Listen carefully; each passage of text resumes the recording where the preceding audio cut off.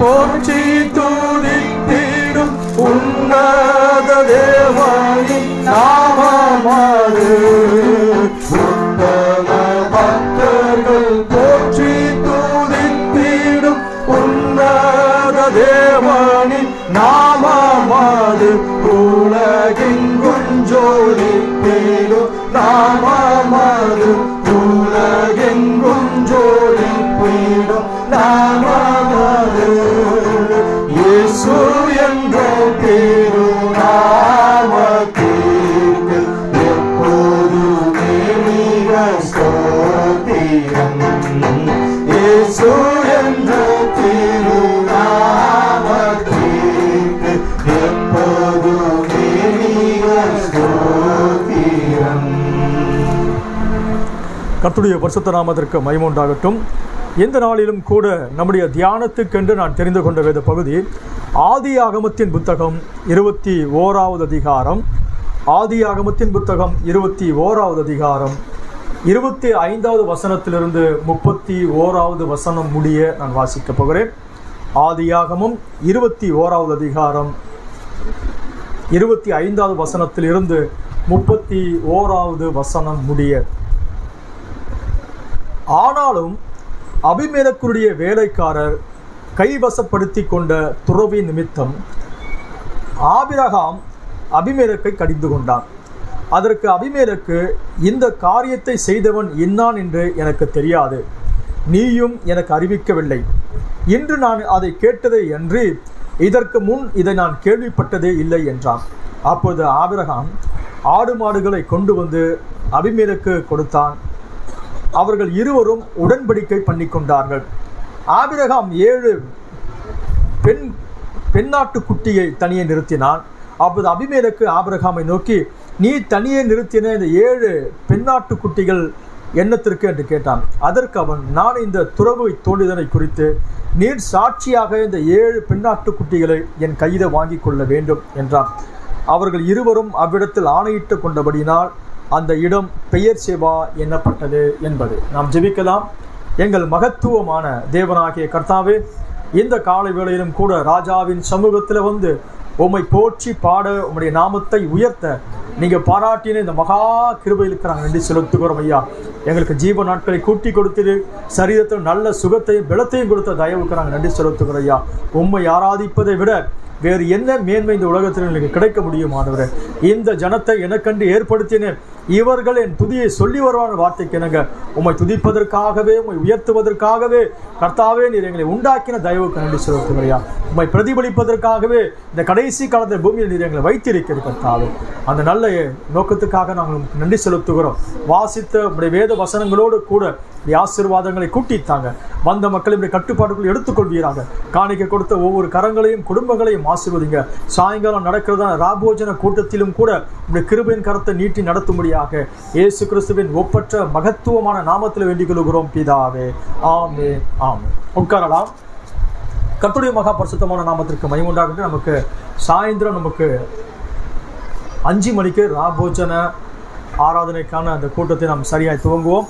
நாம் சீக்கிரமாக கூடி வருவோமையானால் நம்ம சீக்கிரமாக முடிப்பதற்கு அது ஏதுவாக இருக்கும். சரியாக நம்ம சாயந்தரம் 5 மணிக்கு ராபோஜன ஆராதனை இருக்கும். ஆகினால தான் அநேகர் தூரத்திலிருந்து வருகிறவங்க சாயங்காலம் வருவாங்க. கர்த்தர் நம்மை நடத்துவாராக. இந்த நாளிலும் கூட ஒரு சுருக்கமான தேவனுடைய வார்த்தையை உங்களோடு கூட பகிர்ந்து கொள்ள நான் விரும்புகிறேன். நான் வாசித்த அந்த வேத பகுதியை ஆண்கள் பகுதியிலிருந்து யாராவது ஒருவர் கூட வாசிக்கலாம் நினைக்கிறேன்.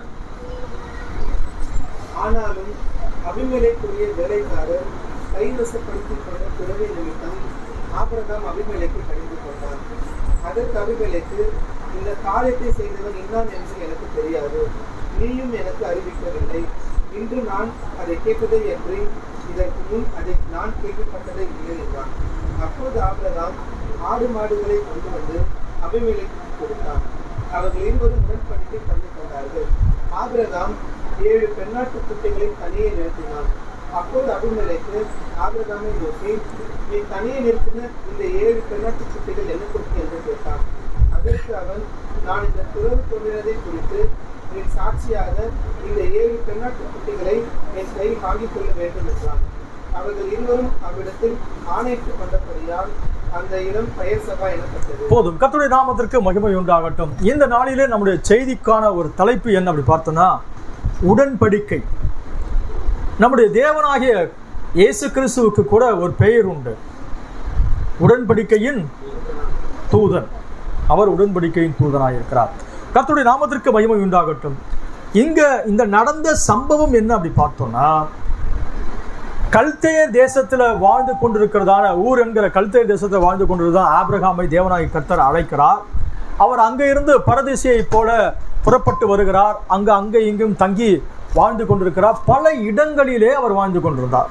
நான் பலமுறை சபைக்கு சொல்லியிருக்கிறேன், அதற்கான ஒரு நோக்கம் இருக்கிறது. காரணம், இவர் பாபிலோனிலே வாழ்ந்தார். பாபிலோனுடைய பழக்க வழக்கங்களோடு கூட இவர் ஜீவிக்க ஆரம்பித்தார்.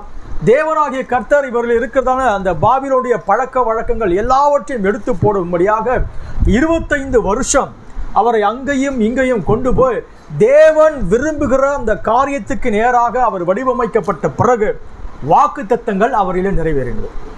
இப்படியாக ஆபிரகாம் வாழ்ந்து கொண்டிருக்கிற நேரத்தில் அபிமெலேக்கு என்ற ஒரு சிற்றரசன், ஒரு சின்ன சின்ன குட்டி குட்டி பகுதியில் ராஜாவை போல வாழ்ந்து கொண்டிருக்கிறதான அந்த பகுதியிலே ஆபிரகாம் போய் சேர்ந்து வாழ்ந்து கொண்டிருக்கிறார்.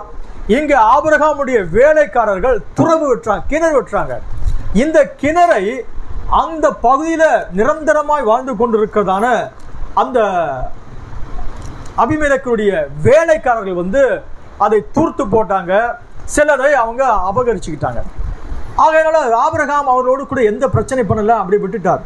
திரும்ப அவர் சில துறவுகளை வெட்டின பிறகு அபிமெலேக்கை கூப்பிட்டு அபிமெலேக்கை கடிந்து கொள்ள ஆரம்பித்தார். வார்த்தையை கவனிங்க. இவர் பரதேசியை போல அந்த இடத்துக்கு போகிறார், ஆனால் அங்கு ஒரு சிற்றரசனை போல இருக்கிறார். காரணம், அங்க இருக்கிற மக்கள் ஆபிரகாமை உற்று கவனிக்க ஆரம்பித்தாங்க.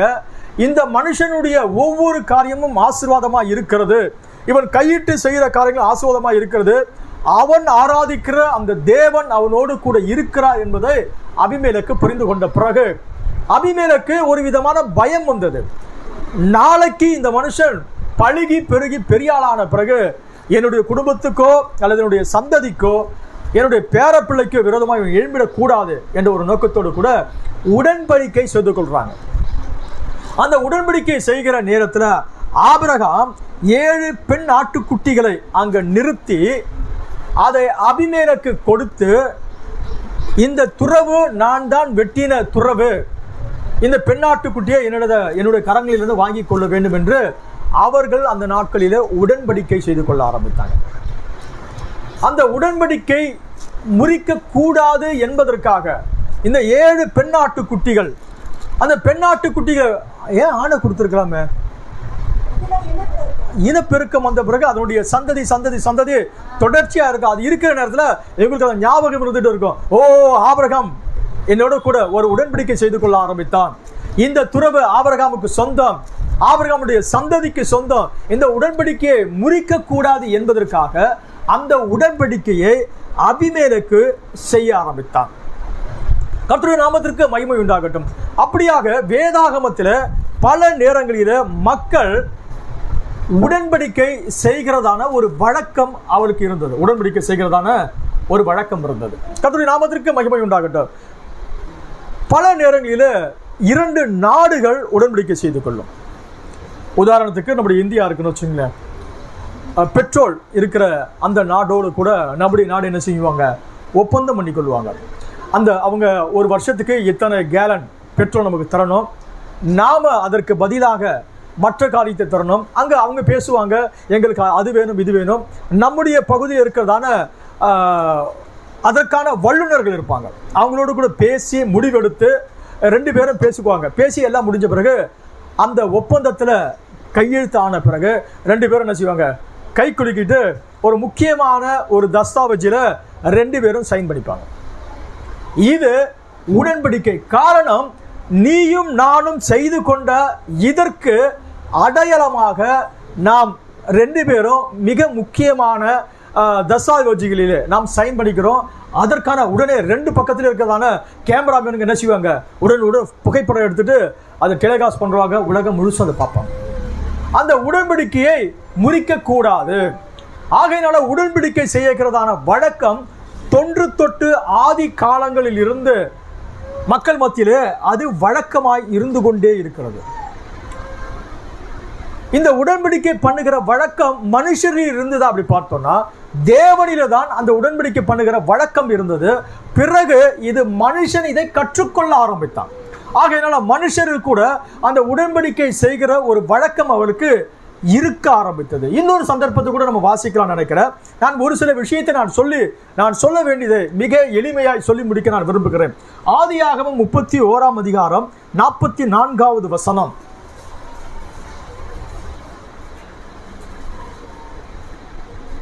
இந்த 20 வருஷ காலம் உம்முடைய வீட்டிலே இருந்தேன். 14 வருஷம் உம்முடைய 2 குமாரத்திகளுக்காகவும் 6 வருஷம் உம்முடைய மந்தைக்காகவும் உம்மிடத்தில் சேவித்தேன். 10 முறை என் சம்பளத்தை மாற்றினேன். என் பிதாவின் தேவனாகிய ஆபிரகாமின் தேவனும் ஈசாக்கின் பயபக்திக்குரியவரும் என்னோடு இராமற் போனால் நீர் இப்போது என்னை வெறுமையா அனுப்பிவிட்டிருப்பீர். தேவன் என் சிறுமையையும் என் கை பிரயாசத்தையும் பார்த்து நேற்று ராத்திரி உம்மை கடிந்து கொண்டார் என்று சொன்னார். போதும், அந்த வசனம் இல்லை. 44வது 31 44. இப்பொழுதும் எனக்கும் உனக்கும் சாட்சியாய் இருக்கும் பொருட்டு நீயும் நானும் உடன்படிக்கை பண்ணி கொள்ள கடவோம் என்றார். அடுத்த வசனம். அப்பொழுது யாக்கோப்பு ஒரு கல்லை எடுத்து அதை தூணாக நிறுத்தினான். பின்னும் யாக்கோப்பு தன் சகோதரை பார்த்து கற்களை குவியலாக சீருங்கள் என்றான். அவர்கள் கற்களை எடுத்துக்கொண்டு வந்து ஒரு குவியலாக்கி அந்த குவியலின் மேல் போஜனம் பண்ணினார்கள். கர்த்தருடைய நாமத்திற்கு மகிமை உண்டாட்டும். இங்கே ஆபிரகாமுடைய பேரனாய் இருக்கக்கூடிய யாக்கோப்பும் தாய் மாமனாய் அல்லது மாமனாராய் இருக்கக்கூடிய லாபானும் உடன்படிக்கை செய்து கொண்டார்கள். சொந்த வீட்டில் பிரச்சனை ஆகிறது. அம்மா என்ன செஞ்சிட்டாங்க, 2 பையனுக்கு இங்கே இருந்தாங்கன்னா பிரச்சனை ரொம்ப பெருசாகிடும். அதனால அம்மா இளையவனாக இருக்கக்கூடிய யாக்கோப்பை பதான் அராமுக்கு அனுப்பிட்டாங்க. தாய் மாமா வீட்டுக்கு போயிட்டு அங்கே தாய் மாமா ரொம்ப நல்லவனா பார்த்தா அவனை போல கிரிமினல் யாரும் கிடையாது. அப்படிப்பட்டவனோட இடத்துல ஒரு 20 வருஷம் யாக்கோப்பு வேலை செய்கிறார். 2 பெண்களை திருமணம் செய்து கொள்கிறார். 2 பெண்களுடைய வேலைக்காரியாகிய இருக்கக்கூடிய கல்யாணம் பண்ணிக்கிட்டு ஏறக்குறைய 12 பிள்ளைகளோடு கூட அல்ல 11 பிள்ளைகளோடு கூட அவர் இருக்கிறார். ஒரு காலகட்டம் வர வர வர யாக்கோப்புடைய ஆடு மாடுகள் பெருகிக்கிட்டே இருக்கிறது. அவர் அதிகமாய் ஆசீர்வதிக்கப்படுகிற நேரத்தில் சொந்த மாமனுடைய மகனாக இருக்கக்கூடிய அதாவது லேயாருடைய அண்ணன்கள் என்ன செஞ்சிட்டானுங்க, போற வர நேரத்தில் பார்த்துட்டு ஒன்றுமில்லாமல் வந்தான், எங்கள் சொத்தெல்லாம் வாயில போட்டுக்கிட்டான் அப்படின்னு பேச ஆரம்பிச்சிட்டாங்க. இப்படியே பேசியிருக்கிற நேரத்தில் இது யாக்கோப்புக்கு காதில் கேட்டுக்கிட்டே இருந்துச்சு. யாக்கோப்பு அது ஒரு 20 வருஷம் அங்கே வாழ்ந்து கொண்டு இருந்தார். இப்படியே போயிட்டு இருந்தது. மனைவி 2 மனைவி, இவருக்கு பிள்ளைகள், இவர் தேவையான எல்லாவற்றையும் மிக கஷ்டப்பட்டு எல்லாவற்றையும் சவதரித்தார். மிக முக்கியமான காரியம் என்ன அப்படி பார்த்தோம்னா, கர்த்தருடைய தூதனானவர் ஆபிரகாமை வழிநடத்தி கொண்டு வந்த அந்த கர்த்தருடைய தூதனானவர் ஒவ்வொரு சமயத்திலும் அவருக்கு உதவி செய்து அவரை பாதுகாத்து கொண்டு வர ஆரம்பித்தார். ஒரு நாள் சொப்பனத்தில் கர்த்தருடைய தூதனானவர் சொல்றாரு, நீ அந்த கல்லுக்கு அபிஷேகம் பண்ணின அந்த இடத்துக்கு நீ திரும்பி உன்னோட வீட்டுக்கு போ அப்படி சொன்ன பிறகு தன்னுடைய மனைவி 2 பேரும் வயல்வெளியில் பார்த்து சொல்றாரு, நேற்று முந்தின நாளை போல உங்கள் அப்பாவுடைய முகம்லாம் இல்லை, அவங்களாம் ஒரு மாதிரி நம்மளை நினைக்கிறாங்க, இங்கேயும் நம்ம எவ்வளோ நாள் இருக்குது, நம்ம என்ன செஞ்சிடலாம், புறப்பட்டு எங்கள் ஊருக்கு கானானுக்கு போயிடலாம் அப்படி சொன்ன உடனே 2 மனைவிமார்களும் ஒத்துக்கிட்டாங்க. ஆகையினால தாய் மாமனாக இருக்கக்கூடிய மாமனார் ஆடுகளுக்கு முடி வெட்ட மயிர் கத்திரிக்க ரொம்ப தூரம் போயிட்டாங்க. 2-3 நாள் தங்கி இருக்க வேணும். அவர் அங்கே போன உடனே இந்த சந்தர்ப்பத்தை பயன்படுத்திக்கிட்டு யாக்கோப்பு தன்னுடைய மனைவி, மறுமனையாட்டி, பிள்ளை, ஏராளமான ஒட்டகங்கள், ஆடு மாடு எல்லாவற்றையும் ஓட்டிக்கிட்டு இவர் பிரயாணப்பட்டு வந்துட்டார். வந்த பிறகு இந்த மனுஷன் ஆடுக்கெல்லாம் முடி வெட்டிட்டு வீட்டுக்கு போய் பார்த்தா மக காணும், மருமகன் காணும், பிள்ளைங்க இல்லை. ஆகையினால இவருக்கு ஒரு பெரிய கோவம் வந்துடுச்சு. யாரும் காணுமே அப்படி நினைச்சு நேராக போய் பூஜை ரூமில் போய் பூஜை பண்ணலான்னு பார்த்தா அங்கே அவர் சில வச்சிருந்த விக்கிரகங்கள் கூட காணாமல் போயிடுச்சு. ஆகையில இந்த ஆளுக்கு ரொம்ப கோவம் வந்துச்சு. கோவம் வந்துட்டு சரி அவனை போய் நான் பிடிச்சிட்டு வந்துட போறேன்னு சொல்லிட்டு ஆட்களை கூப்பிட்டு பிரயாணப்பட்டு வேகமாய் போயிட்டு இருக்கிறான். அவர்கள் ஏராளமான ஆடுகளும் குட்டிப்பட்ட ஆடு மாடுகள்லாம் வச்சிருக்கிறாங்க. மெல்ல மெல்லமா பிரயாணப்பட்டு ஒரு இடத்துக்கு போயிட்டு இருக்கிறதுனால இவன் வேகமாய் போய் அவங்களை பிடிச்சிக்கணும் அந்த எண்ணத்தோட விட கோபத்தோடு போறான். ஒரு நாள் ராத்திரி தங்குறாங்க. அங்க கர்த்தருடைய தூதன் சொல்றாரு, லாபானே ஜாக்கிரதையா இரு, யாக்கோபிடத்துல நல்ல விஷயத்தை தான் பேசணும், அவங்கிட்ட வேற எதையும் பேசக்கூடாது அப்படின்னு கண்டிச்ச உடனே ஐயா உடனே அமைதியாயிட்டு எப்படி கண்டுபிடிச்சிட்டு அங்க போய் சமரசம் பேசுறாரு. நீ திருட்டளவா என்னை விட்டுட்டு ஓடி வந்துட்டிய, நான் என் மகளெல்லாம் முத்தம் கொடுத்துருப்பேன், என் பேரப்பிள்ளைகளாம் முத்தம் கொடுத்து நான் மேல தாளத்தோட என்ன செஞ்சிருப்பேன். ஐயா சொல்றாரு பாருங்க, நான் மேல தாளத்தோட கூட உன்னை வழிவிட்டு அனுப்பியிருப்பேன், இப்படி பண்ணிட்டியே. பிறகு அந்த விக்கிரகங்கான அப்படி எல்லாம் எல்லாத்தையும் சொன்ன பிறகு கடைசியில் இவங்க சமரசம் பண்ண ஆரம்பிச்சுட்டாங்க. சமரசம் பண்ண பிறகு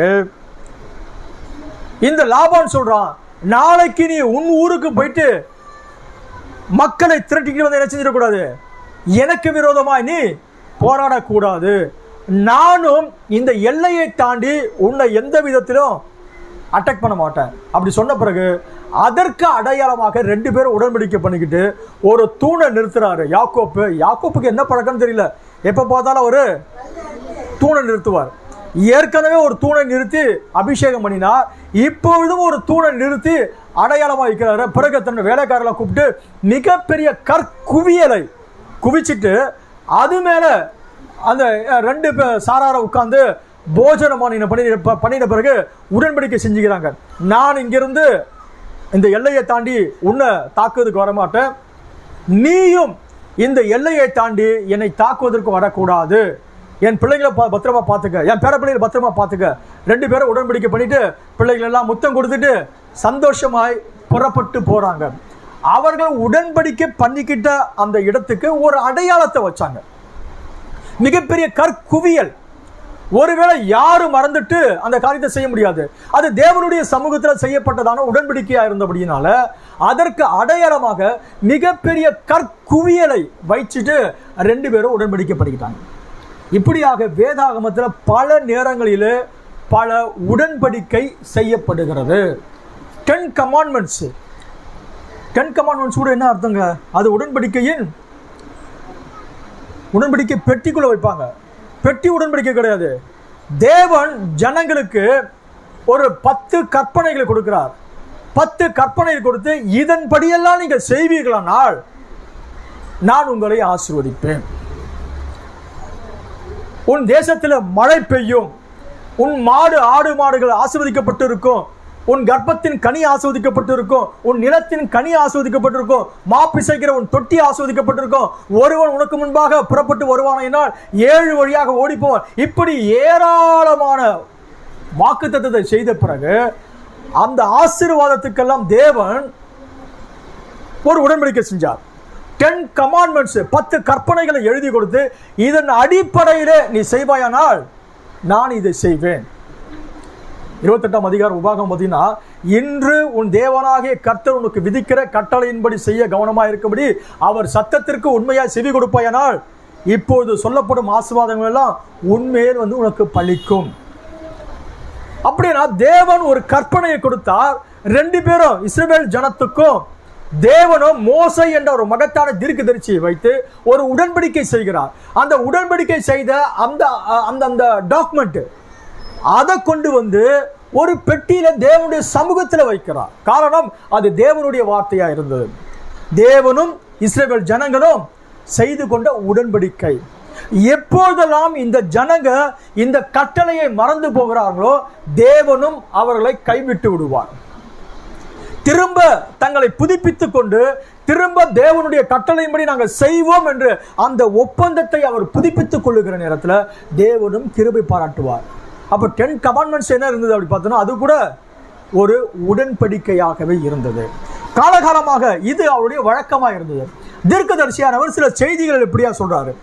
பழைய காலத்தில் ஜப்பானியர்கள் இப்படியாக உடன்படிக்கை பண்ணுவாங்க. 2 சாரா ஜப்பானிய மக்கள் 2 பேர் உடன்படிக்கை பண்ற நேரத்தில் அவங்க கையில் கொஞ்சம் உப்பு வச்சுப்பாங்க, இவங்க கையில் கொஞ்சம் உப்பு வச்சுக்கிட்டு அந்த உடன்படிக்கையை வாசிப்பாங்க. நான் உனக்கு இதை செய்கிறேன், நீ எனக்கு இது செய்கிற. இந்த 2 பேரும் அந்த வார்த்தையை சொன்ன பிறகு இவங்க உப்பு எடுத்து அவங்க மேல வீசுவாங்க, அவங்க உப்பு எடுத்து இவங்க மேல வீசுவாங்க. இது ஒரு உடன்படிக்கையாக இருந்தது. இன்னும் தீர்க்கதரிசி சொல்கிறார், ஆபிரகாமுடைய காலகட்டங்களிலே ஒரு மிருகத்தை துண்டித்து 2 பாகமாக ஆக்கின பிறகு அந்த பக்கம் ஒருத்தர் இந்த பக்கம் ஒருத்தர் இருந்து உடன்படிக்கை செய்து கொள்வாங்க. நான் உனக்கு இதை செய்கிறேன், நீ எனக்கு இதை செய்யணும், இந்த உடன்படிக்கையை மீறக்கூடாது. அப்படி மீறுவாயானால் இந்த மிருகம் கொல்லப்பட்டது போலவே யார் மீறாங்களோ அவங்க கொல்லப்படணும்.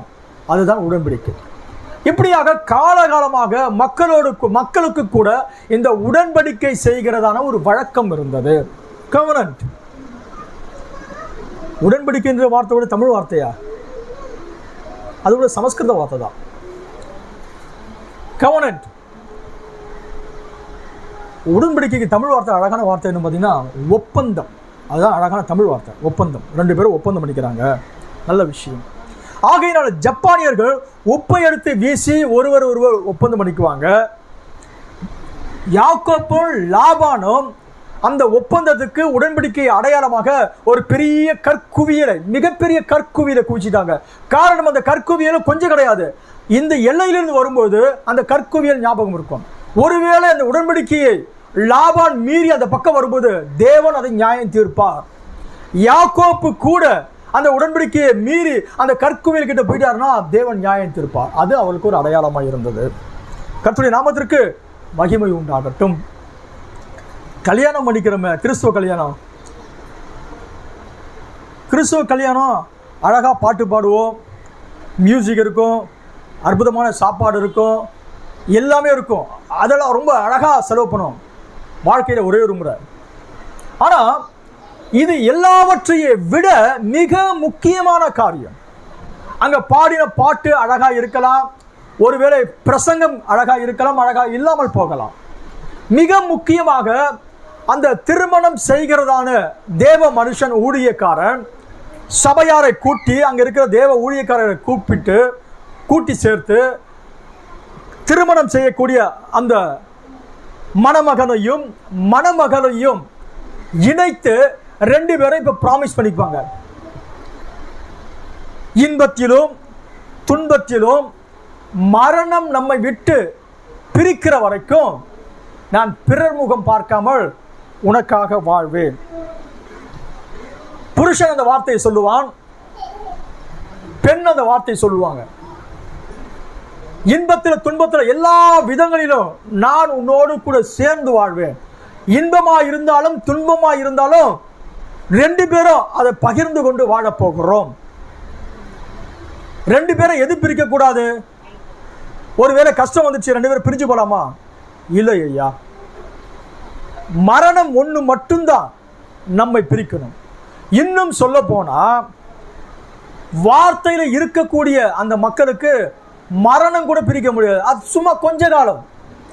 ஒருவேளை ஒரு 10 வருஷம், 5 வருஷம், 2 வருஷம், 3 வருஷம் ஐயா போயிட்டாருன்னா ஒரு 2-3 வருஷத்துக்குள்ள அம்மா போயிடுவாங்க. 2 பேரும் அங்கே ஒன்றா சேர்ந்துருவாங்க. ஒரு நல்ல கிறிஸ்தவனுக்கு மரணம் கூட என்ன செய்யாது, அவர்களை பிரிக்க முடியாது. ஆகையால் இயேசு சொன்னார், தேவன் இணைத்ததை மனுஷன் பிரிக்காதிருக்க கடவன். அப்படியான அந்த திருமணத்தை தேவனுடைய சமூகத்தில் கொண்டு வந்த பிறகு 2 பேரும் மிக முக்கியமாக ப்ராமிஸ் பண்றாங்க. தேவனுடைய சமூகத்தில் 2 பேரும் அந்த தேவனுடைய சமூகத்தில் உடன்படிக்கை செய்து கொள்ளுகிற நேரத்தில் தான் அந்த உடன்படிக்கைக்கு அடையாளமாக அந்த மனுஷன் அந்த பெண்ணுக்கு ஒரு மோந்திரம் அறிவிக்கிறான். இது நான் உனக்கு செய்த என்னுடைய உடன்படிக்கை.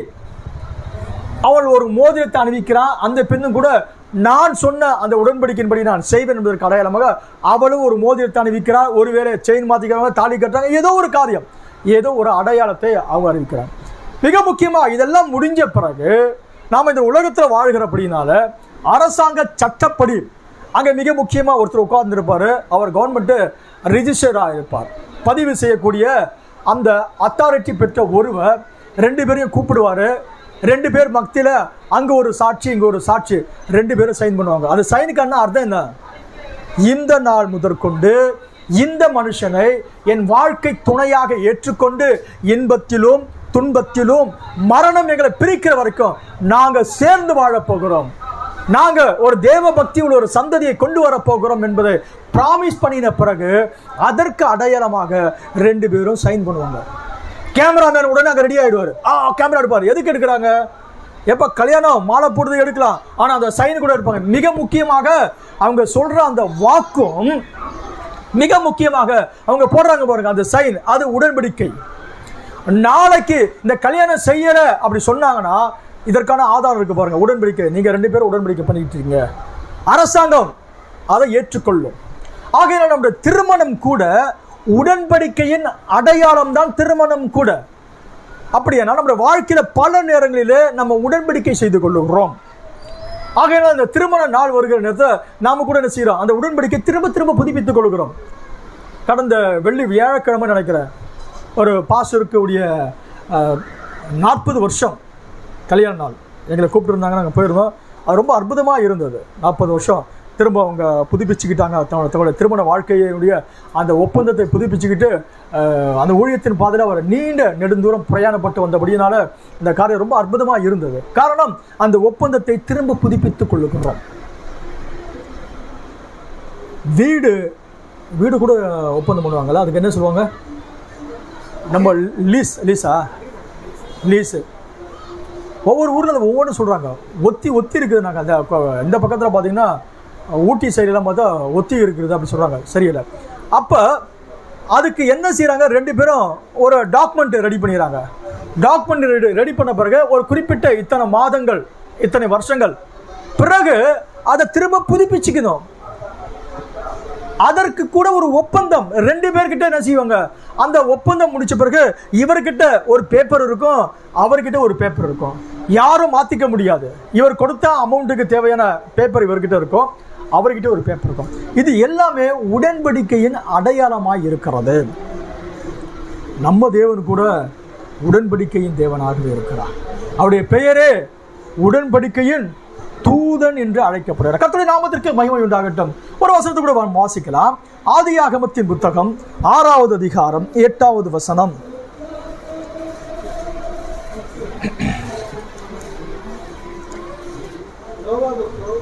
கர்த்தருடைய கண்களில் உரிமை கிடைத்தது. நோவாவின் வம்ச வரலாறு. நோவா தன் காலத்தில் இருந்தவர்களுக்குள்ளே நீதிமானும் உத்தமனுமாய் இருந்தான். நோவா தேவனோடு சஞ்சரித்துக் கொண்டிருந்தான். நோவா சேம், காம், யாப்பேத் என்னும் 3 குமாரரை பெற்றான். பூமியானது போதும் நினைக்கிறேன். அடுத்த வசனம் கூட 9, 12, 13. 9ஆம் அதிகாரம் 12வது வசனம், 13வது வசனம். அன்றையும் தேவன் எனக்கும் உங்களுக்கும் உபயோகத்தில் இருக்கும் சகல ஜீவ ஜந்துக்களுக்கும் நித்திய தலைமுறைகளுக்கென்று நான் செய்த உடன்படிக்கை அடையாளமாக நான் என் வில்லை மேகத்தில் வைத்தேன். அது எனக்கும் பூமிக்கும் உண்டான உடன்படிக்கைக்கு அடையாளமாக இருக்கும். போதுங்க. இங்க தேவனாகிய கர்த்தர் முதலாக பூமியை ஜலத்தினால் அழித்தார். காரணம், மனுஷர் பெருக துவங்கின பிறகு மனுஷருடைய நினைவுகள் நித்தம் பொல்லாததா இருந்தது. தேவகுமாரர்கள் மனுஷகுமார்த்தி மேல ஆசைப்பட்டு கல்யாணம் பண்ணிக்கிட்டபடினால பூமி சீர்கெட்டு போனது. தேவன் ஒரு 2000 வருஷம் அவகாசம் கொடுத்து ஒரு தேவ மனுஷனை எச்சரிக்கும்படியாக நோவா என்ற ஒரு மனுஷனை காட்சிக்கு கொண்டு வந்தார். அவர் 120 வருஷம் நீண்ட பிரசங்கம் பண்ணாரு. ஒரு பேழையை கட்டினாரு. அந்த பேழையை கட்டி ஜனங்களுக்கு ஒரு 120 வருஷம் பிரசங்கம். தேவன் இந்த பூமியை அழிக்க போகிறார், அதற்கு முன்பாக தப்பித்துக் கொள்ளும்படியாக ஒரு பேழை இருக்கிறது. வானத்திலிருந்து மழை வரப்போகுது. ஆனால் ஜனங்களுடைய பார்வைக்கு அது பைத்தியக்காரத்தனமாக இருந்துச்சு. வானத்தில் சாட்டிலைட்டை விட்டு பார்த்தாங்க, மழை வருவதற்கான சாத்தியக்கூறு கிடையாது. யாரோ ஒரு பைத்தியக்காரன் என்ன செய்யறான், வருஷ கணக்கில் மிகப்பெரிய ஒரு பேழையை கட்டுறான். எல்லாருடைய பார்வைக்கு அது பைத்தியக்காரத்தனமாக இருந்து 120 வருஷம் மனுஷன் பிரசங்கம் பண்ணி முடிச்ச பிறகு ஒருத்தரும் அந்த வார்த்தையை கேட்காத பட்சத்தில் தேவன் இப்போது என்ன செய்கிறார், நோவாவையும் அவருடைய குடும்பத்தையும் பேழைக்குள்ளாக அனுப்புகிறார். மிருக ஜீவனை அனுப்பின பிறகு தேவனே பூட்டி சாத்தி அதை லாக் பண்றார். தொடர்ச்சியாக 40 நாள் மழை வருகிறது. பூமியின் ஊற்றுகள் இருந்த மழை வருகிறது. மிருக ஜீவன்கள் எல்லாமே மனுஷன் எல்லாரும் தேவன் நிற்கதியாக்குறார். பிறகு தேவன் இந்த பேழைக்குள் இருக்கிறதான மனுஷனையும் மிருகத்தையும் வெளியே கொண்டு வந்த பிறகு இப்போது தேவன் மனுஷனோடு மிருக ஜீவன்களோடு கூட ஒரு ஒப்பந்தம் அல்ல உடன்படிக்கை செய்ய கவனன்ட். இந்த கவனன்ட் என்ன செய்கிறார், இப்போது இனிமேல் நான் முழு உலகத்தை என்ன செய்வது கிடையாது, ஜலத்தினால் அழிக்கப் போவது கிடையாது.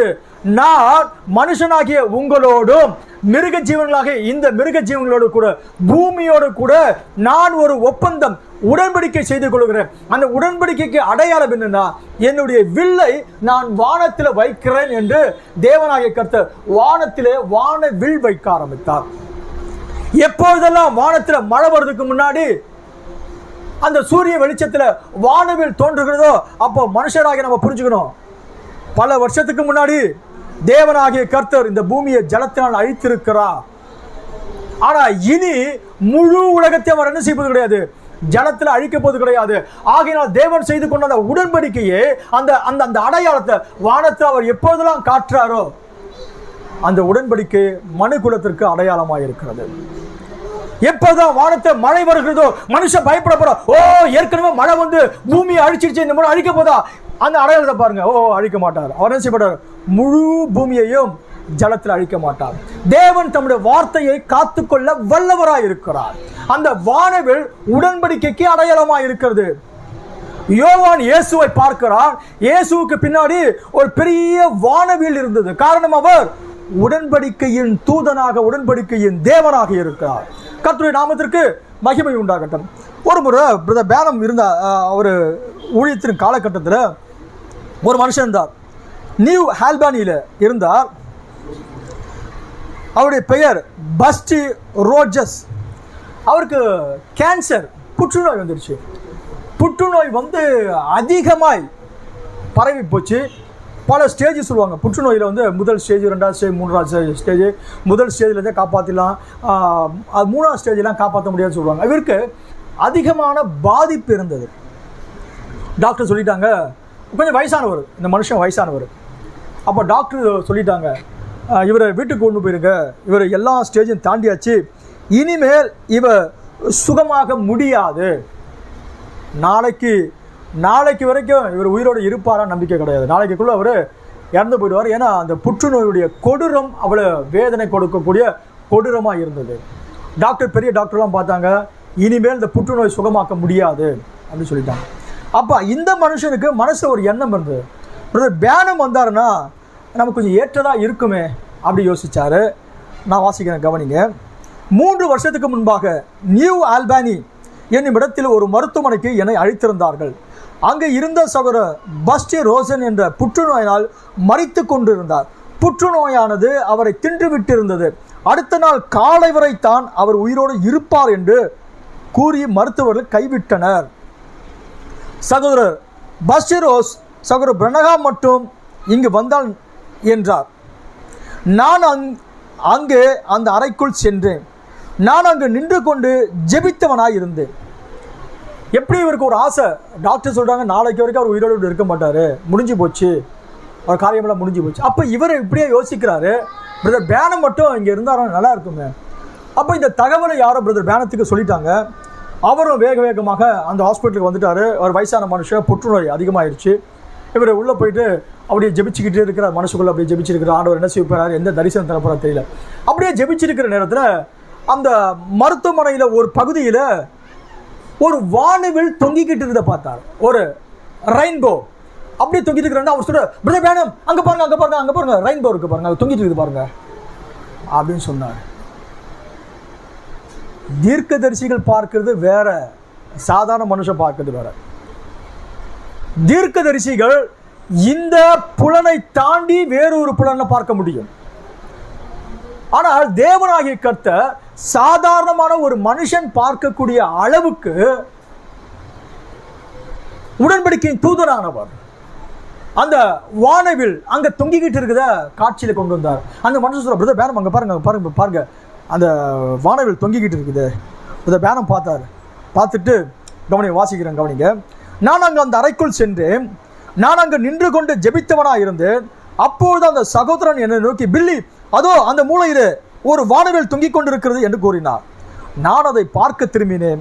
நான் சகோதரனை பார்த்து, பஸ்டி அது ஒரு உடன்படிக்கை, நீ மரிக்கப் போவதில்லை, அந்த உடன்படிக்கையின் ரத்தம் உன்னை ரட்சிக்கப் போகிறது என்று கூறி என் கைகளை அவர் மீது வைத்து, தேவனாகிய கர்த்தாவே, நீர் அங்கு காண்பித்த தரிசனத்தின்படி நீர் இங்கு இருக்கிறீர் என்று உறுதியாக இருக்கிறது, அவருடைய தழும்புகளாக குணமாகணும் என்பது உம்முடைய உடன்படிக்கையாக இருக்கிறது என்று நான் ஜெபித்தேன். தேவன் அவருக்கு சுகமாக்கலாம். ஏதோ வானத்தில் உடன்படிக்கை அதெல்லாம் கிடையாது. இங்கே இந்த உடன்படிக்கை தேவன் எதுக்கு காட்டினார்னா, டாக்டர் சொல்லிட்டாங்க நாளைக்கு வரைக்கும் அவர் உயிரோடு இருக்க மாட்டார், முடிஞ்சு போச்சுன்னு அப்படி சொல்ற நேரத்தில் அவர் நினைக்கிறாரு, பிரதர் பேனம் இங்கே வந்திருந்தாருன்னா நல்லா இருக்குமே, யாரோ சொன்னாங்க அவர் வந்துட்டாரு, வர நேரத்தில் யார் வந்துட்டாங்கன்னா பிரதர் பேனம் வந்தது மட்டும் கிடையாது, உடன்படிக்கையின் தூதனானவர். என்ன உடன்படிக்கை செய்திருக்கிறாரு?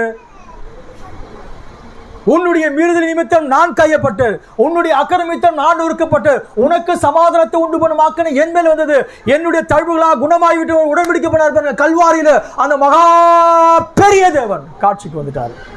அந்த தரிசனத்தை பிரதர் பேனம் பார்க்கிறாரோ இல்லையோ, தீர்க்கதரிசி பார்க்கிறாரோ இல்லையோ, அந்த மனுஷன் பார்த்தாரு, தீர்க்கதரிசிக்கு பார்த்துட்டாரு, உடன்படிக்கையின் தூதனானவர் நின்று கொண்டிருக்கிறார். அப்படின்னா நீங்க சுகமாயிட்டீங்க. கரங்களை வைத்து ஜெபித்தார், அந்த மனுஷன் சுகமாயிட்டார். இன்னைக்கும் தேவன் தம்முடைய மக்களோடு கூட உடன்படிக்கை செய்கிறவராய் இருக்கிறார். அவர் மாறுவது இல்லை, மாறுவது இல்லை, மாறுவது இல்லை. பைபிள வேற யாராச்சும் உடன்படிக்கை பண்ணியிருக்காங்களா? நிறைய பேர் பண்ணியிருக்காங்க, ஏராளமாக. நான் தொடர்ந்து அதெல்லாம் நாள் கணக்கில் பேசிக்கிட்டே இருக்கலாம். எனக்கு இன்னும் ஒரு ஞாபகம் இருக்கிறது. நான் சொல்லக்கூடிய காரியத்துக்கு அது ஏற்றதாக இருக்கும்னு நினைக்கிறேன். இன்னொரு வசனத்தை கூட நம்ம வாசிக்கலாம். 1 சாமுவேலின் புத்தகம் 18வது அதிகாரம் 3வது வசனம் 4வது வசனம். யோனத்தான் தாவீதை தன் ஆத்துமாவை போல சிநேகித்ததினால் அவனும் இவனும் உடன்படிக்கை பண்ணி கொண்டார்கள். யோனத்தான் போர்த்து கொண்டிருந்த சால்வையை கழற்றி அதையும் தன் வஸ்திரத்தையும் தன் பட்டயத்தையும் தன் வில்லையும் தன் கட்சியையும் கூட தாவீதுக்கு கொடுத்தான். போதும், அந்த வார்த்தை எவ்வளோ அழகா இருக்கு பாருங்க. எனக்கு ரொம்ப பிடிச்ச அற்புதமான ஒரு வசனம் அது.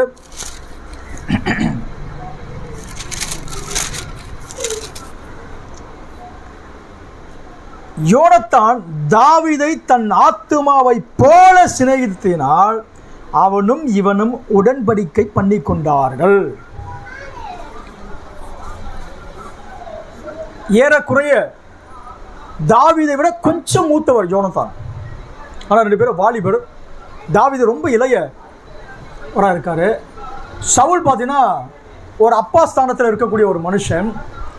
சவுல் சதா தாவீதுக்கு விரோதமாக எழும்பி தாவீதை எப்படியாவது அழிக்கணும், கொன்று போடணும் அப்படி நினைக்கிற நேரத்தில் எப்போது தாவீது கோலியாத்தை ஜெயிச்சுட்டு அரண்மனைக்குள்ள வராரோ அந்த நாள் முதற்கொண்டு யோனத்தானும் தாவீதும் ரொம்ப க்ளோஸ் ஆயிட்டாங்க.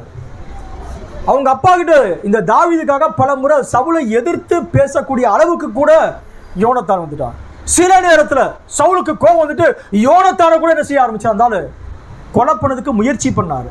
அவர் சொன்னார், தாவீது என்ன தப்பு பண்ணான்? சில நேரங்களில் தாவீது பதுங்கி இருக்கிற நேரத்தில் அரண்மனையில் நடக்கக்கூடிய அந்த நிகழ்வுகளை தாவீதுக்கு ரகசியமாய் அறிவித்துக் கொண்டிருந்தார். 2 பேருடைய அன்பு எப்படி இருந்ததுன்னா, ஒரு ஆணும் பெண்ணும், ஒரு காதலனும் காதலியும் 2 பேரும் நேசிச்சா எப்படி இருக்குங்க? உண்மையான காதல் நான் சொல்றேன். அந்த அளவுக்கு 2 பேரும் ரொம்ப ரொம்ப ரொம்ப ரொம்ப அதிகமாக நேசிச்சாங்க. யோனத்தானும் தாவீதும். யோனத்தான் தாவீதை ரொம்ப நேசிச்சார், தாவீதும் கூட யோனத்தானை ரொம்ப நேசிச்சார். ஆகையினால இந்த தாவீதுக்கு ரொம்ப பெரிய வலதுகரமாக யோனத்தான் இருக்க ஆரம்பித்தார். பல நேரங்களில் பல காரியங்களை அரண்மனையில் நடக்கக்கூடிய நிகழ்விலிருந்து தாவீது பாதுகாக்கும்படியாக ஒரு சின்ன பையனை வச்சு ரகசியமாக தகவல்களை அனுப்பி கொண்டிருக்க ஆரம்பித்தார். யோனத்தானை ரொம்ப அதிகமாக நேசித்தார்.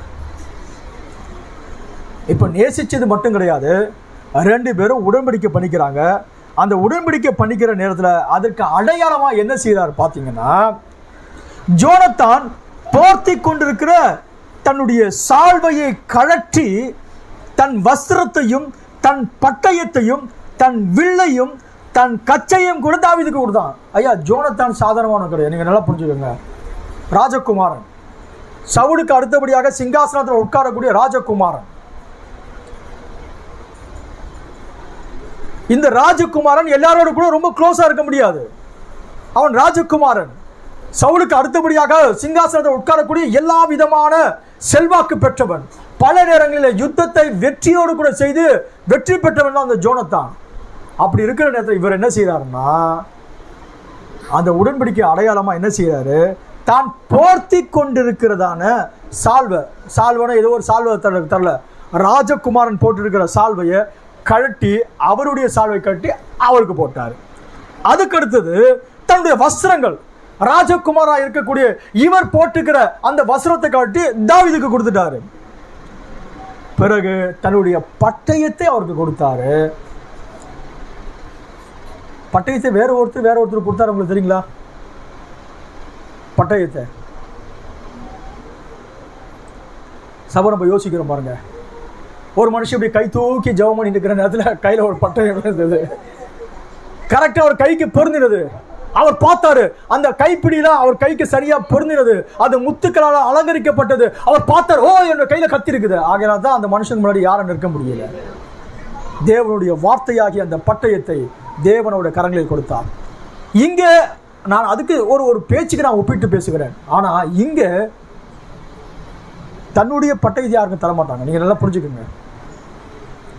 ஒரு ராஜகுமாரன் அவன் உபயோகப்படுத்தின பட்டயம் மற்றவங்க பட்டயம் வித்தியாசமாக இருந்தாலும் ராஜகுமாரன் பயன்படுத்துகிற எல்லா பொருளும் வித்தியாசமாக இருக்கும்.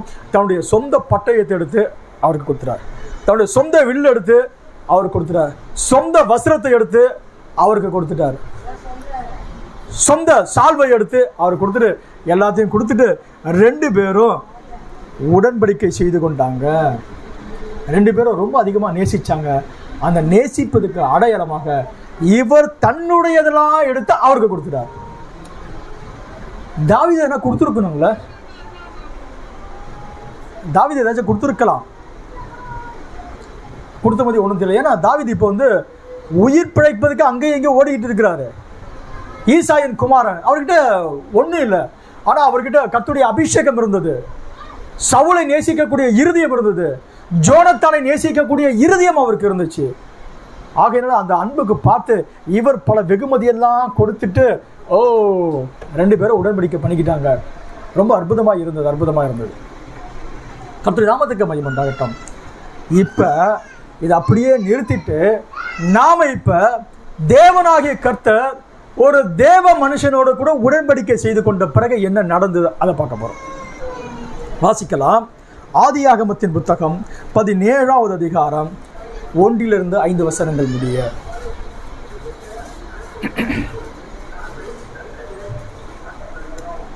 ஆபிரகாம் 99 வயதான போது கர்த்தர் ஆபிரகாமுக்கு தரிசனமாகி, நான் சர்வ வல்லமையுள்ள தேவன், நீ எனக்கு முன்பாக நடந்து கொண்டு உத்தமனாயிரு. நான் உனக்கும் எனக்கும் நடுவாக என் உடன்படிக்கையை ஏற்படுத்தி உன்னை மிகவும் திரளாய் பெருக பண்ணுவேன் என்றார். அப்பொழுது ஆபிரகாம் முகங்குப்புற விழுந்து வணங்கினான். தேவன் அவனோடு பேசி, நான் உன்னோட பண்ணுகிற என் உடன்படிக்கை என்னவென்றால், நீ திரளான ஜாதிகளுக்கு தகப்பனாவாய். இனி உன் பேர் ஆபிராம் எனப்படாமல் நான் உன்னை திரளான ஜாதிகளுக்கு தகப்பனாக ஏற்படுத்தினபடியால் உன் பேர் ஆபிரகாம் எனப்படும். அடுத்த வசனம், உன்னை மிகவும் அதிகமாய் பழுக பண்ணி உன்னிலே ஜாதிகளை உண்டாக்குவேன். உன்னிடத்திலிருந்து ராஜாக்கள் தோன்றுவார்கள். போதும். கர்த்தருடைய நாமத்திற்கு மகிமை உண்டாகட்டும். இப்போது தேவனாகிய கர்த்தர் ஆபிரகாமை அழைக்கிறார். கூப்பிடுதல இருந்து பிள்ளை வரும், பிள்ளை பெற்றுக்குவேன் பெரிய எதிர்பார்ப்பு இருக்கிற நேரத்தில் பிள்ளையை பெற்றுக்கொள்வதற்கு 1% கூட வாய்ப்பு கிடையாது. முடிந்த அளவுக்கு அவர் என்னென்ன முயற்சி பண்ணணுமோ எல்லா முயற்சியும் பண்ணியாச்சு.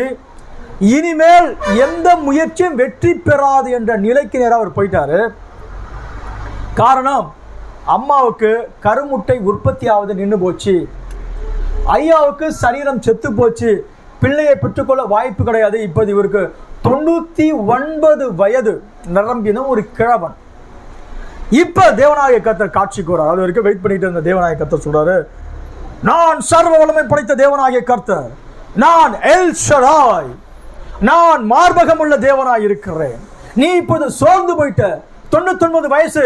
இனிமேல் இந்த வாக்குத்தத்தத்தை குறித்து உன்னுடைய எண்ணங்கள் ஓடிக்கிட்டே இருக்குது. ஆனாலும் கூட நீ விசுவாசத்தில் வல்லவனாய் இருக்கிற. நீ சோர்ந்து போகிற நேரத்தில் நான் எல் ஷடாய் இருந்து உன்னை அரவணைத்து என்னுடைய மார்பகத்தின் பாலை உனக்கு கொடுத்து கொண்டே இருக்கிறேன். நான் எல் ஷடாய். இப்ப ஏற்கனவே சொன்னார் பாருங்க, அந்த உடன்படிக்கையை இப்போது அகிர்மெண்ட் போறாரு தேவனாகிய கர்த்தர். நீங்க நல்லா புரிஞ்சுக்கங்க. இப்ப தேவனாகிய கர்த்தர் அந்த உடன்படிக்கை ஏற்கனவே வாய் வழியாய் சொன்ன அந்த உடன்படிக்கைக்கு இப்போது தேவன் என்ன செய்கிறார்? அதற்கு ஒரு அடையாளத்தை காண்பிக்கிறார். 99 வயசு, நான் சர்வ வல்லவர். எதுக்கு சொன்னாரு? என்னால எல்லாம் கூடும். 100 வயசானா என்ன, 500 வயசானா கூட தேவன் திரும்ப அவனை வாலிபனா மாற்ற முடியும். அவர் தேவனாக இருக்கிறார். காரணம் அவர்தான் சர்வ வல்லவர் என்பதற்காக மரித்து 4 நாள் ஆன பிறகு 72 மணி நேரத்துக்குள்ளாக நம்முடைய சரீரம் அழுகி வெடிச்சு நாற்றம் எடுக்க ஆரம்பிக்கிறோம். சரீரம் உருக்குலைந்து போகும். அப்படியே ஆனாலும் கூட அதை பழைய நிலைக்கு கொண்டு வர முடியும் என்பதை சிருஷ்டிகர்த்தர் நிரூபிக்கும்படியாக தான் 4 நாள் ஆன பிறகு தேவன் உயிர்ப்பிக்கவில்லை. யூதருக்குள்ள ஒரு வழக்கம் இருந்தது. செத்து போன பிறகு என்ன செய்வாங்களாம், 3 நாள் அந்த ஆவி அங்கேயே சுத்திட்டு இருக்கும். 3 நாள் அந்த ஆவி அங்கேயே சுத்திட்டு இருக்கும். அது யூதருடைய வழக்கம் இருந்துச்சு. நம்ம ஊர்ல பழக்கம் இருக்குங்க. எத்தனை நாள் செத்து போன பிறகு? 16 நாள். அதுக்குள்ள அவருக்கு என்ன செய்யணும், 3ஆவது நாள் எடுத்து போயிட்டு உயிரோடு இருக்கும்போது பாலை ஊற்ற மாட்டோம். அங்கே ஒரு ஓட்டை போட்டு அதுக்குள்ள பாலை ஊற்றி விட்டுருவோம். அவர் வாயை திறந்து உடக்க குடிப்பார். நம்ம ஜனங்களை போல அறிவாளிங்க வேறு யாரும் கிடையாது.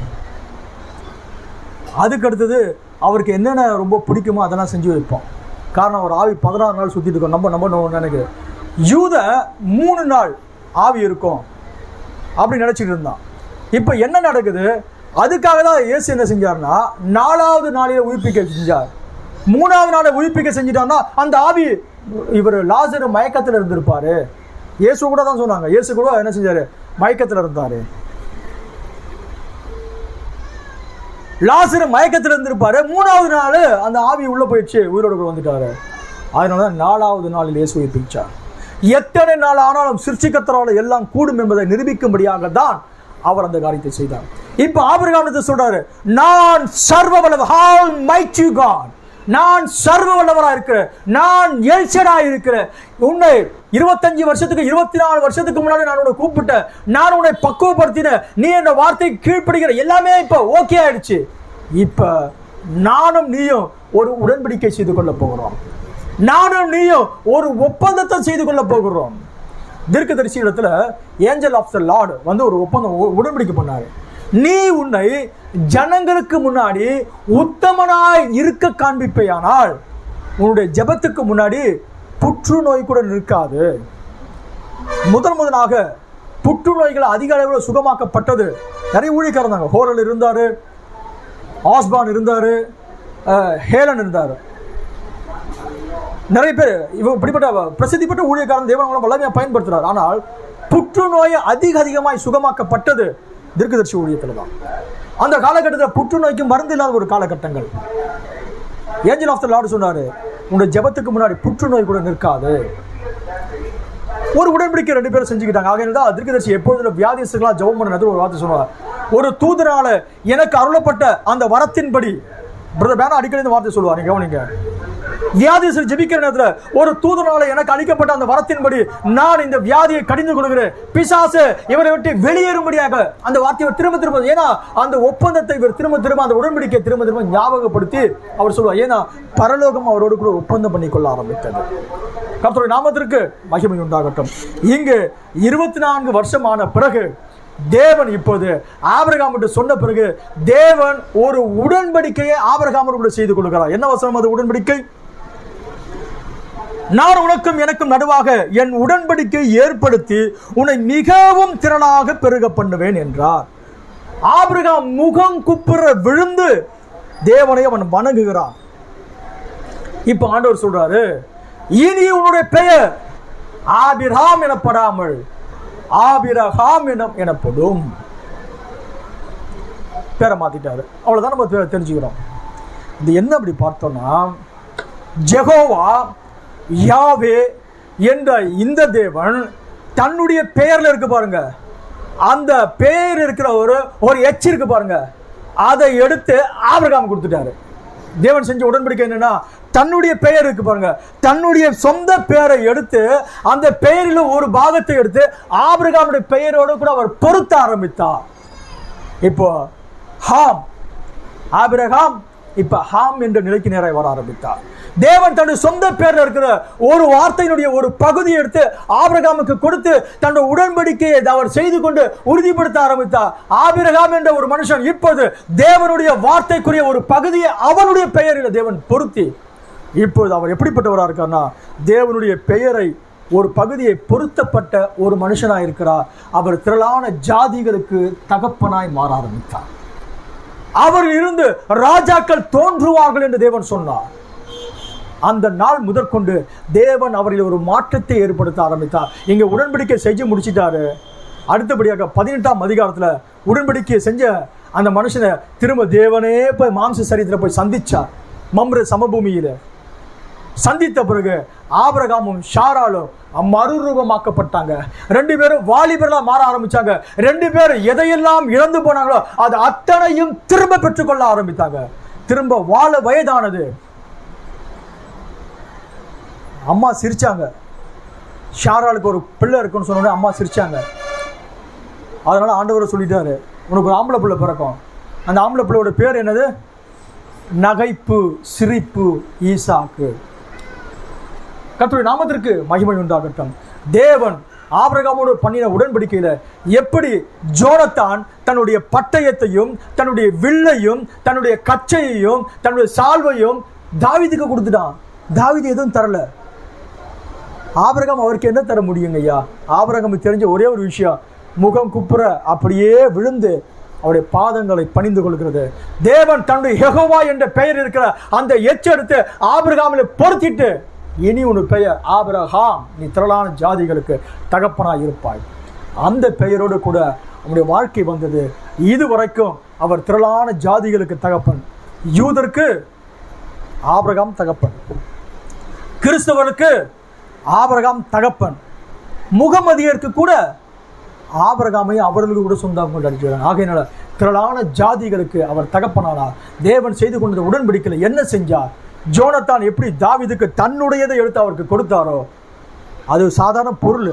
ஆனால் தேவன் தன்னுடைய பெயருக்கு பாருங்க, ஜெகோவா, யாவே, அந்த பெயருக்கு உள்ள அந்த ஒரு பகுதி எடுத்து ஆபிரகாமில் பொருத்தி, நீ திரளான ஜாதிகளுக்கு தகப்பனாக இருப்பாய். கர்த்தருடைய நாமம் ஆசீர்வதிக்கப்படுவதாக. திருக்கதர் சொல்றார், கவனிங்க. சபை சரித்திரத்தில் ஹாம் என்ற பெயரோடு கூட சபை சரித்திரத்தில் ஒருவரும் வந்தது கிடையாது.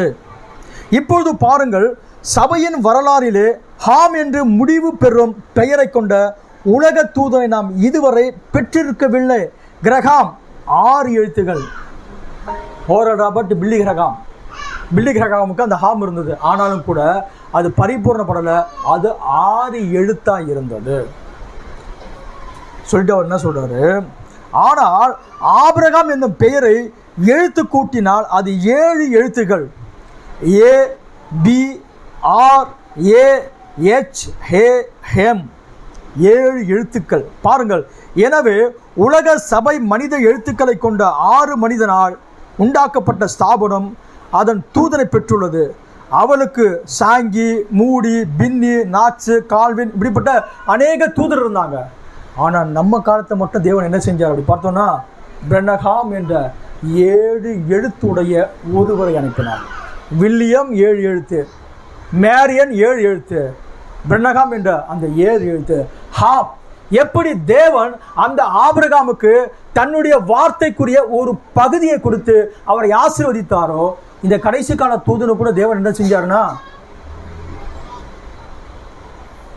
அதனாலதான் அவரை இயேசு கிறிஸ்து என்று சொல்லக்கூடிய அளவுக்கு மக்கள் வர ஆரம்பிச்சாங்க. தேவன் அந்த மனுஷனை வல்லமையாய் பயன்படுத்த ஆரம்பித்தார். அவருடைய ஊழியங்களில் மரித்தோர் உயிரோடு கூட எழும்புவதற்கு கர்த்தர் கிருபை பாராட்டி ஆரம்பித்தார். அவருடைய பெயர் ஹாம்ல முடியும், பிரனகாம். கர்த்தருடைய நாமத்துக்கு மகிமை உண்டாகட்டும். தேவன் தம்முடைய பெயரில் உள்ள ஒரு பகுதி எடுத்து ஆபிரகாமுக்கு பொருத்தி அவனை திரளான ஜாதிகளுக்கு தகப்பனாய் மாற்றினார். சரி, இருக்கட்டும், பரவாயில்ல.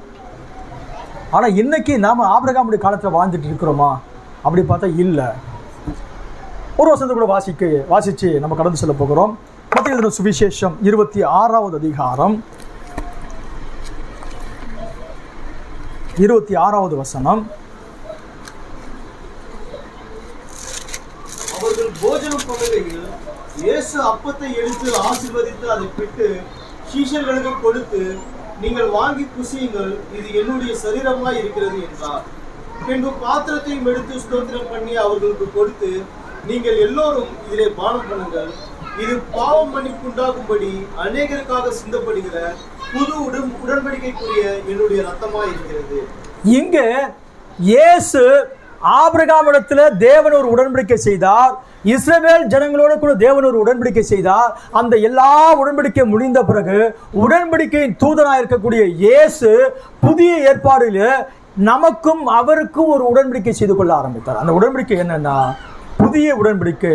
அவர் திராட்சை ரசத்தை எடுத்து அதை ஆசீர்வதிக்கிறார், அப்பத்தை எடுத்து ஆசீர்வதித்து, இது உங்களுக்காக பாவ மன்னிப்புக்காக நான் சிந்துகிற என்னுடைய ரத்தமா இருக்கிறது, இதை பானம் பண்ணும் போதெல்லாம் நீங்கள் நினைவு கூறுங்க. பழைய எல்லா தஸ்தாவேஜுகள் எல்லாம் முடிஞ்சு போச்சு, இப்போது புதிய உடன்படிக்கைக்கு நேராக வந்திருக்கிறோம். எந்த சாபமும் உன்னை மேற்கொள்ள முடியாது, எந்த பாவமும் உன்னை மேற்கொள்ள முடியாது, எந்த பிசாசும் உன்னை அடிமைப்படுத்த முடியாது. இப்போது ஒரு புதிய உடன்படிக்கை. பழைய எல்லா காரியத்தை முடிச்சிட்டு நீ செஞ்சா நான் செய்வேன், அதெல்லாம் தேவன் கிழிச்சு போட்டாரு. நியாயப்பிரமாணத்தை செய்ய முடியாத இருந்தது தேவனே செய்து நான் அந்த பாதையில நடப்பதற்காக தேவன் ஆச்சரியமான கிருபைகளை என் மேல் பொழிய வைச்சுட்டான். என்னால முடியல ஆண்டவரே, இந்த பாதையில நடக்க முடியல. ஓ, அவருடைய கிருபையானது என்னை தாங்கி என்னை கரம் பிடித்து அந்த பாதையில இட்டு செல்லுவதா இருக்குது. ஆபிரகாமுக்கு இல்லை ஐயா, தாவீதுக்கு அந்த கிருபை கிடையாது, யோசேப்புக்கு அந்த கிருபை கிடையாது. ஆனா புதிய ஏற்பாடு காலகட்டத்தில் நான் எதையெல்லாம் செய்ய முடியாததோ அது அத்தனையும் தேவகுமாரனாகிய இயேசு கிறிஸ்து எல்லாவற்றையும் செய்து முடித்து எனக்கு பதிலாக அவர் எல்லா சாபத்தையும் அவர் மேல் ஏற்றுக்கொண்டு புதிய உடன்படிக்கையை செய்து ரத்தத்தினால புதிய உடன்படிக்கை செய்தார். எப்போதெல்லாம் ராபோஜனத்தை கலந்து கொள்கிறோமோ, எப்போதெல்லாம் ராபோஜனத்தை பங்கு பெறுகிறோமோ, அப்போது என்னுடைய பாவத்துக்காக, என்னுடைய அக்கிரமங்களுக்காக இயேசு சிலுவையில் அறையப்பட்டிருக்கிறார் என்பதற்கு தான் புதிய உடன்படிக்கை இருக்குது சொல்றார். கவனிங்க, அடையாளம் என்ற ஒரு செய்தி நான் வாசிச்சு முடிச்சிடறேன். புதிய ஏற்பாடு என்றால் புதிய உடன்படிக்கை என்று அர்த்தம். ரத்தம் என்றால் ஜீவன் என்று அர்த்தம். புதிய ஏற்பாடு என்பது பரிசுத்த ஆவியின் உடன்படிக்கையாக இருக்கிறது. இயேசு கிறிஸ்து மரித்தோரிலிருந்து என்னை எழுப்பினார், அதை சாட்சி கொடுப்பது தான் பரிசுத்த ஆவியாக இருக்குது. நமக்காக இயேசுவானவர் எல்லா தேவைகளையும் சந்தித்து உன்னோடு இருக்கிறார் என்பதை காட்டுகிறது. அவருடைய வாக்குத்தத்தத்தின்படியாக நம்மோடு அவரை தாமே அடையாளம் காட்டும்படியாக அவர் ஜீவிக்கிறார் என்பதை அடையாளம் நிரூபிக்கிறது. இப்போது ஒரு மனிதனால் எப்படி வேதாகமத்தை வாசித்து அவர் அதை வாக்களித்திருக்கிறார் என்பதை கண்டு கிறிஸ்து கடைசி நாளில் பரிசுத்த ஆவியாக நமக்குள்ள இருக்கிறாங்க. நான் இப்போ என்ன சொல்ல போறேன் நீங்க புரிஞ்சுக்கணும். ஆபிரகாமுக்கு அவருடைய பெயரில் இருக்கிற ஒரு சின்ன ஒரு எழுத்தை எடுத்து அவர்களை பொருத்தி உடன்படிக்கை செஞ்சார். புதிய ஏற்பாடு காலகட்டத்தில் இயேசு கிறிஸ்து வந்து என்ன செய்ய ஆரம்பிச்சார்னா தன்னுடைய ஜீவனையே எடுத்து எனக்குள்ள வச்சுட்டு அவர் உடன்படிக்கை செய்ய ஆரம்பிச்சிட்டார். பிதாவும் இயேசு எப்படி ரெண்டு பேரும் ஒன்னா இருக்கிறாங்களோ, பிதாவும் குமாரன் எப்படி ஒன்றா இருக்கிறது போல நானும் அவர்கள் ஒன்றா இருக்கிறோம். இப்ப என்ன அர்த்தம்னா, அங்க ஒரு வார்த்தை தான் பெற்ற ஒரு மனுஷன் திரளான ஜாதிகளுக்கு தகப்பனா இருக்குமையினா இயேசு தம்முடைய ஜீவனையே உனக்காக கொடுத்தார். அவர் மகிமையின் நம்பிக்கையாக உங்களுக்குள்ள இருப்பதுதான், பரிசுத்த ஆவியை பெற்றிருப்பதுதான் மிகப்பெரிய உடன்படிக்கையாக இருக்கிறது. தேவனுடைய உடன்படிக்கை என்ன? இயேசுவோட பாவத்துக்காக மரித்திருக்கிறார், இயேசுவோட அக்கிரமத்துக்காக மரித்திருக்கிறார், எல்லா சாபத்தையும் என்னை விட்டு நீக்கி இருக்கிறார். அந்த உடன்படிக்கை செய்கிற நேரத்தில் அவர் அந்த உடன்படிக்கைக்கு நான் அவருக்கு எதனா தர முடியுமா? தாவீது எதுவும் தரல, ஆபிரகாம் அவருக்கு எதுவும் தரல. ஏன்னா அவர் எல்லாமே அவருடையது. பூமி நிறைய வானம் அண்ட சராசரம் அவருடைய. நாம் அவருக்கு எதுவும் தர முடியாது. Only believe. ஐயா நீங்க பெரியவர் ஆண்டவரே, நான் அதை விசுவாசிக்க மட்டும் செய்கிறேன். அவர் எனக்காக எல்லா தசவஜம் செஞ்சு முடிச்சிட்டாரு. எங்க முடிச்சாரு? 3ஆம் மணி நேரத்துல ஒரு பெரிய இருள் சூழ்ந்தது. அங்க இருந்து எல்லா மரணத்தின் சாசனம் எல்லாம் அங்க கொண்டு வரப்பட்டது. பிசாசு நின்று கொண்டு இருக்கிறான், பிசாசு மரணத்துக்கு அதிகாரியா இருக்கிறான். என்னுடைய பாவத்துக்கு என்ன தண்டனை எல்லாமே ஏற்கனவே ரெக்கார்டிங் பண்ணப்பட்டு இருக்குது. என்னுடைய சாபத்துக்கு என்னோட முற்பிதா எங்க தாத்தாவுக்கு தாத்தா எவனோ செஞ்ச பாவம்லாம் என் மேல வரும். எல்லா தசாவஜிகள் அங்க இருந்தது. ஆனா ஒருத்தர் என்ன செஞ்சேன்னா அதை எல்லாத்தையும் எடுத்து அவர் தன்னுடைய தலைமையில வச்சுட்டு அந்த பழைய கதை இருக்கு பாருங்க, எல்லாத்தையும் கீழ்ச்சி தூக்கி போட்டாரு. ஒரு புதிய அத்தியாயம் என்னோட வாழ்க்கையில துவங்கினது. என்னோட வாழ்க்கையில ஒரு புதிய மாற்றத்தை உண்டு பண்ணினார். அதுக்கு அடையாளமாக தான் இனிமேல் யாரும் உன்னை தொட முடியாது, யாரும் உன்னை டச் பண்ண முடியாது. உன்னை தொடுகிறவன் என் கண்ணின் மணியை தொடுகிறவனா இருக்கிறான். அதற்காக இயேசு உங்களுக்குள்ளாக வந்து நீயும் இயேசு ஒன்னாயிட்ட. ஆபிரகாமுக்கு ஒரு வார்த்தை கொடுத்தாரு, உனக்கு அவருடைய தம்முடைய விலையேறப்பட்ட ஜீவனை கொடுத்து ஒரு உடன்படிக்கை செய்திருக்கிறார். இந்த உடன்படிக்கைக்கு நிகழ் வேறு யாரும் கிடையாது. பிறகு நம்ம என்ன செய்ய போகிறோம்? அக்கறைக்கு பறந்து போன பிறகு மணவாளனும் மணவாட்டியாக அக்கறையில் இருக்க போகிறோம். இந்த சிலாக்கியத்தை தான் கல்வாரியில் இயேசு கிறிஸ்து ஒரு மகத்தான உடன்படிக்கை செய்திருக்கிறார். அந்த உடன்படிக்கை நீங்கள் ஏற்றுக்கொள்ளும் பொழுது அந்த உடன்படிக்கை உங்களுக்கும் அவருக்கு செய்யப்பட்டது என்ற அடையாளமாக பரிசுத்த ஆவியானவர் உங்களுக்குள்ள வந்து வாசம் பண்ணுகிறார். பரிசுத்த ஆவியின் அதுவே உங்களுக்கு முத்திரையாக, அதுதான் உங்களுக்கு உடன்படிக்கையினுடைய அடையாளமாக இருக்குது. கர்த்தர் ஆசீர்வதிப்பாராக. நம்ம அவர்கள் இருக்கலாம். தீர்க்க சொல்றாரு, பரிசுத்த ஆவி தான் அந்த புதிய உடன்படிக்கையாக இருக்கிறது.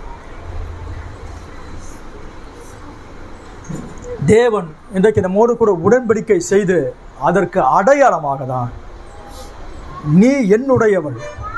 எப்படி திருமணத்தில் ஒரு பெண்ணை விவாகம் செய்து கொண்ட பிறகு அந்த ஆண் ஒரு மோதிரத்தை எடுத்துட்டு கொண்டு வந்து அந்த பெண்ணுடைய கரத்தை அணிவிக்கிறான், இவ என்னுடையவள்.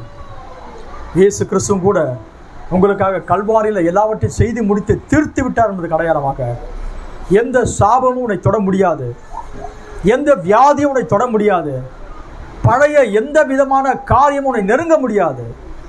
எல்லாவற்றுக்கும் அவர் முடிவு உண்டு பண்ணிட்டார். அதற்கு அடையாளமாக தம்முடைய வெளியேறப்பட்ட ஜீவனையே முத்திரையாக, தம்முடைய ஆவியையே உனக்குள்ளாக முத்திரையாக வச்ச நீ அவருடைய சொந்தம், நீ அவருடைய சொந்தம், அவருடைய சொந்தம். பிசாசு பார்க்குற நேரத்தில் என்னுடைய வெளித்தோட்டத்தை அவன் பார்க்க போது கிடையாது. நான் எப்படிப்பட்டதான சட்டை போட்டுட்டு இருக்கிறேன், எப்படிப்பட்டதான அழகில் இருக்கிறதெல்லாம் பார்க்க முடியாது. பிசாசு பார்த்தானா நான் இயேசுவினால் முத்திரிக்கப்பட்டு இருக்கிறேனா, அது ரொம்ப முக்கியம். இன்றைக்கு இயேசு கிறிஸ்து உடன்படிக்கை உங்களுக்கும் அவருக்கும் உடன்படிக்கை செய்திருக்கிறார். பவுல் சொல்கிறார், உங்களை கற்புள்ள கனியாக கிறிஸ்து என்ற ஒரே புருஷனுக்கு ஒப்பு கொடுக்க நியமிக்கப்பட்டிருக்கிறது. தேவன் நம்மை நிச்சயித்திருக்கிறார். அவருடைய தம்முடைய வெளியேறப்பட்ட ஆவியை கொடுத்து உங்களை முத்திரித்திருக்கிறார். ஆபிரகாமோடு கூட தேவன் உடன்படிக்கை செய்யும்போது தன்னுடைய பெயரில் ஒரு வார்த்தை எடுத்து அவர்களை பொருத்தி அவரை திரளான ஜாதிகளுக்கு தகப்பனாய் மாற்றினது போல இன்றைக்கு உங்களையும் என்னையும் இயேசு உங்களுக்குள்ளாக வந்து, அதுக்கு தீர்க்கதரிசி ஒரு அழகான பேர் சொல்றாரு. இன்னைக்கு மணவாட்டிக்கு என்ன பேர் அளிக்கப்படுகிறது அப்படி பார்த்தோன்னா மிஸ்ஸஸ் ஜீசஸ். மணவாட்டி இப்போது செல்வி இயேசு என்று அழைக்கப்படுகிறவளா இருக்கிறார். நாம் பாக்கியம் பெற்றவளா இருக்கிறோம். சேர்ந்து பாடுவோமே. பாரீர் அருணோதயம் போல் உதித்து வரும் இவர் யாரோ, முகம் சூரியனை போல் பிரகாசம், சத்தம் பெருவெள்ளத்தின் இரைச்சலை போல். பாரீர் அருணோதயம் போல் உதித்து வரும் இவர் யாரோ, முகம் சூரிய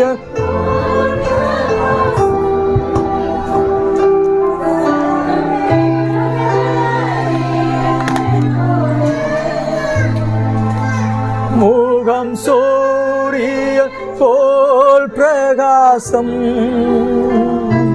சத்தம் பெருவெள்ள இரைச்சல் போல.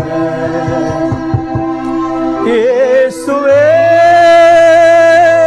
ஆத்மனேஸ்வரே ஷாரோனே ரோஜாவும் லீலி புஷ்பமுமாய் பாதினாயிரம் களில் சிறந்தோ, பாதினாயிரம் களில் சிறந்தோ. காட்டு மரங்களில் கீச்சிலி போ எந்த நேசரதோ நிற்கிறார். காட்டு மரங்களில் கீச்சிலி போ எந்த நேசரதோ நிற்கிறார். நாமமோ சுண்ட பாரிமலனே, இன்ப ரசத்திலும் பாதி மதுரம். நாமமோ சுண்ட பாரிமலனே, இன்ப ரசத்திலும் பாதி மதுரம். இயேசுவே ஆத்மனேஸ்வரே ஷாரோனே ரோஜாவும் லீலி புஷ்பமுமா பாவினா பதினாயிரங்களில் சிறந்தோர், பதினாயிரங்களில் சிறந்தோர். அவர் இடது கையில் தாளைக்கு வாழக்காரத்தாலே தேச்சுகிறார். அவர் இடது கையில் தலைக்கு வாழக்காரத்தாலே தேச்சுகிறார்.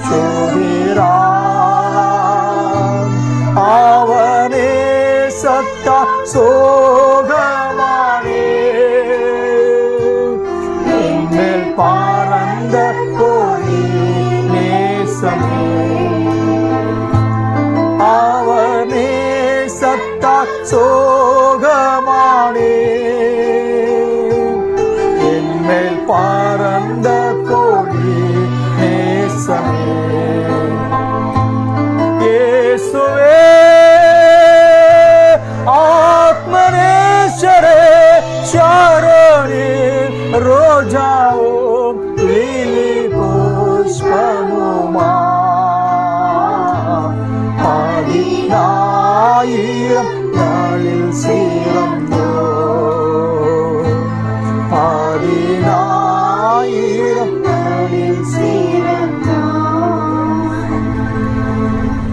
கோத்திர பிதாவாகிய ஆபிரகாம் இவர் அழைக்கிறார். ஏறக்குறைய 24 வருஷமானது. தேவன் அவரை வடிவமைத்த பிறகு தேவன் விரும்புகிற அத்தனை காரியமும் ஆபிரகாமில் இருந்தது. அவன் சரீரம் செத்தவனாய் இருந்தும் கூட விசுவாசத்தில் அவர் வல்லவனானான் என்று வேதம் சொல்கிறது.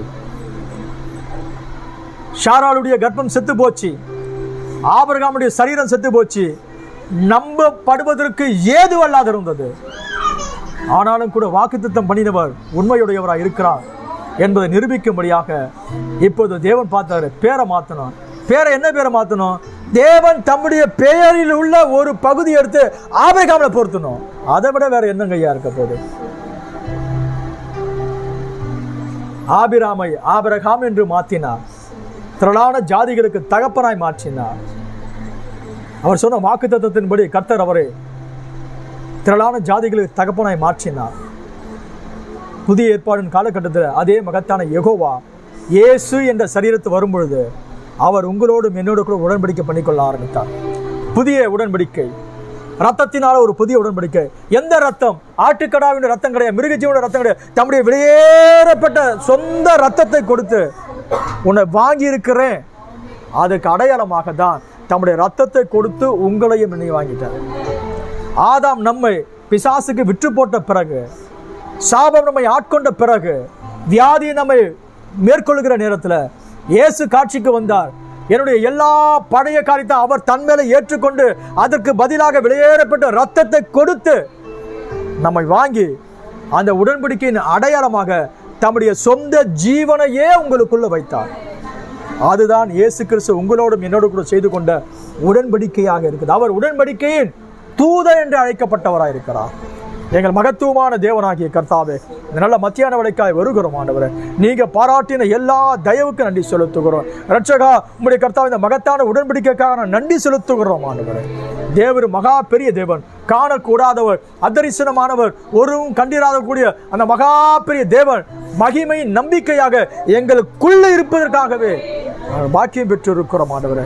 நீர் எங்களோடு கூட உடன்படிக்கை செய்து இருக்கிறீர்களா? உலகத்தின் முடிவு பரியந்தம் சகல நாட்களிலும் நான் உங்களோடு கூட இருக்கிறேன், உங்களுக்குள்ள இருக்கிறேன்னு சொல்லியிருக்கிறீங்களா? இது எங்களோடு கூட எங்களுக்குள்ள இருப்பதற்காக ஸ்தோத்திரம். எந்த சாபம் எங்களை மேற்கொள்ள முடியாது, பிசாசு எங்களை ஏமாற்ற முடியாது. எல்லாவற்றையும் இயேசு கிறிஸ்து கல்வாரிலே ஜெயித்திருக்கிறபடினால எங்களோட தெய்வீக ஆசீர்வாதங்களை சுதந்திரித்துக் கொள்கிறோம். வந்த மக்களை ஆசீர்வதித்து அனுப்புகிறாங்க. வெளியேறப்பட்ட அந்த கர்த்தா உடன்படிக்கையை நாங்கள் ரத்தத்தை நினைவு கூறுகிறோம். நம்முடைய பிள்ளைகள் ஊழியக்காரன் நான் இவளை வாழ்த்தி ஆசீர்வதித்து அனுப்புகிறேன். இந்த கிருபையின் கரம் அவர் தாங்கி நடத்தட்டும். இயேசு கிறிஸ்துவின் ஒப்பற்ற மகத்துவமான நாமத்தில் வேண்டிக் கொள்கிறோம் பிதாவே. ஆமென், ஆமென். கர்த்தர் உங்களை ஆசீர்வதிப்பாராக. God bless you. கர்த்தர் உங்களை ஆசீர்வதிப்பார்.